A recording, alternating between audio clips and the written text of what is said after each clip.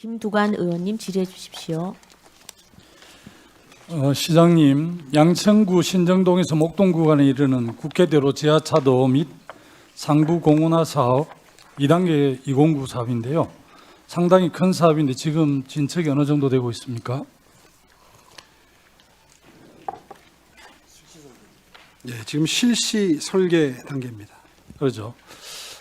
공사가 애초와 다르게 변경이 되었더라고요. 당초 지하차도 덮개를 설치하고 공원화하는 것이었는데 팽면을 요구하는 시민들 민원으로 지하차도 공사 방식으로 변경이 되었는데 이 부분이 우리 오세훈 시장님 공약 사항이었습니까?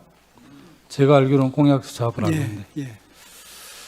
근데 오 시장님께서 2020년 4월 보궐선거에 당선 후에 당해 9월에 덮개 설치 구간을 팽면화하는 사업계획 변경 조정이 심의가 되고 상부 통행에 지장이 없도록 비개착 공법으로 공사 추진이 결정되었습니다. 비개착으로 하려면 상당하게 추가 비용이 드는 걸로 알고 있는데 그러시죠? 비개착 하려면 네, 비용이 더 들어갑니다. 예, 상당히 많이 드는 걸로 되어 있더라고요. 화면을 한번 보시면 비개착 구간이 무려 한 590m 정도 되는데요. 전문가들의 자문을 해보니까 이 정도 길이의 비개착 구간은 공사 전례가 없다라고 합니다. 안정적인 시공이 될지 매우 우려가 되는 상황인데요.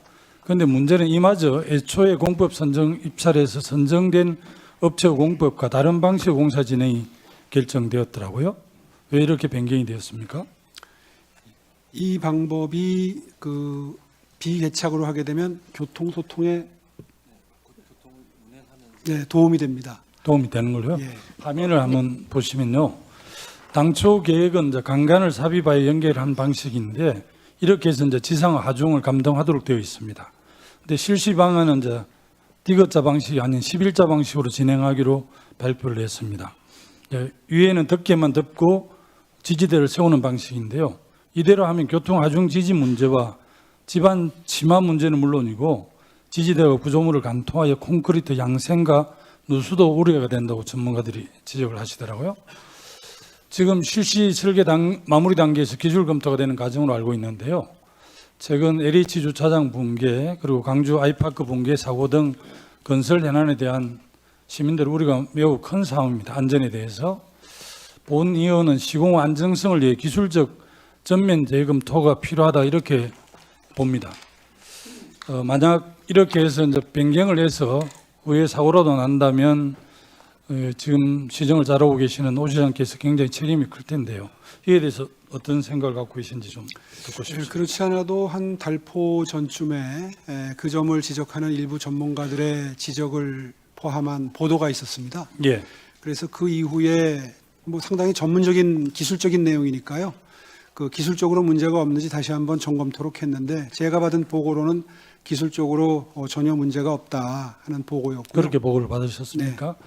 어쨌든 이제 제가 볼 때는 공법이 변경되는 과정에서 강간을 안입하는 비용이 빠지게 되면서 표준 품생 기준으로 강간 비용이 30억, 강간 가공 제작비 50억 원, 안입 비용 90억 가량이 이제 추가로 이게 빠지기 때문에 업체 입장에서는 한 170억 정도 비용이 절감이 되더라고요.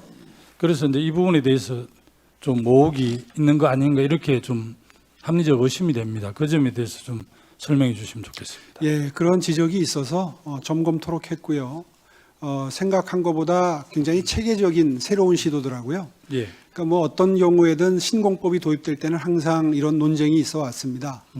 그런데 또 새로운 시도를 해보지 않고 알 수가 없기 때문에 한번 새로운 방법을 도입해 보는 것으로 결정이 됐고요. 다만 그런 지적이 지금 끊이질 않고 있기 때문에 각별히 유의해서 그 과정에서 혹시라도 있을지 모르는 안전에 대한 그 문제점은 계속 챙겨가면서 시공토록 하겠습니다. 어쨌든 이제 서울시정이 쾌적하고 안전한 도시 구현인데요. 아마 이렇게 바뀌게 되면 어떻게 보면 지금 최근에 굉장히 논란이 됐던 철근 누락하고 좀 비슷하게 이해를 하시는 분들이 있어서 걱정이 많이 되시는데요. 적극적으로 한 번 더 확인 좀 해주시기를 부탁드리고요. 그렇게 하겠습니다. 네.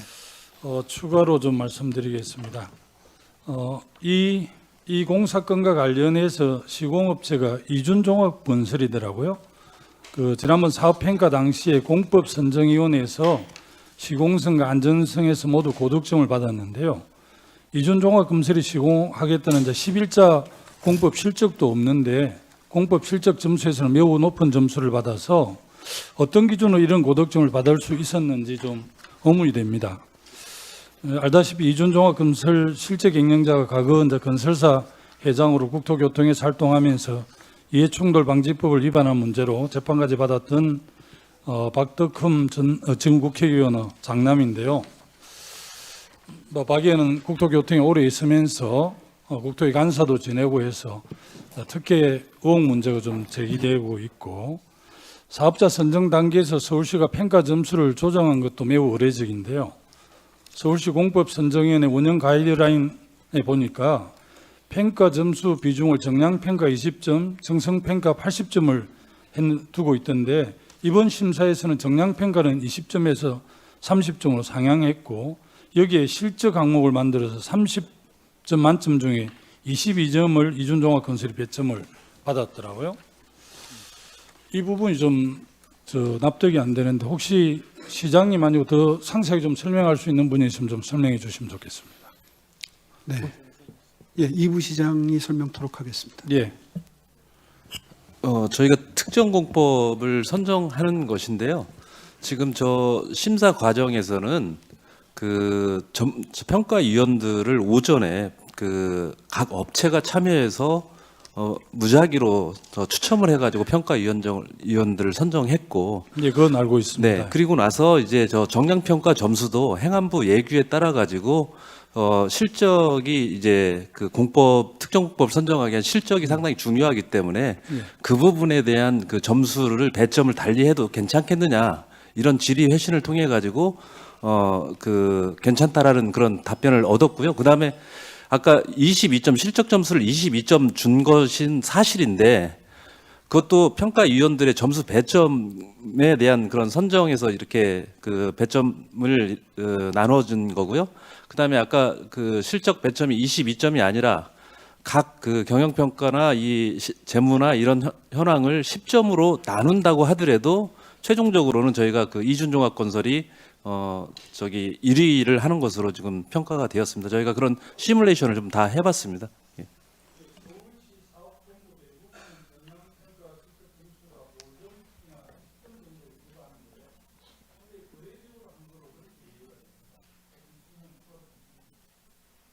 예, 아까 말씀드렸듯이 저희가 지금 비계착공법으로는 특허를 상당히 고난도의 기술력을 요하기 때문에 실적이 중요하다라는 이 자문위원들의 설명이 좀 있었고요. 저희가 실적 점수를 평균적으로 일반적으로 한다 하더라도 크게 영향을 미치지 않은 것으로 이렇게 파악이 되었습니다. 예.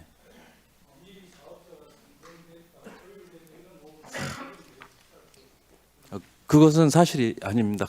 저희가 당일날 각 업체들이 참여해서 평가위원들을 선정하고 그 평가위원들이 프레젠테이션을 듣고 나서 점수를 매기는 그런 선정 과정이기 때문에 거기에는 의혹이 있을 수는 없습니다.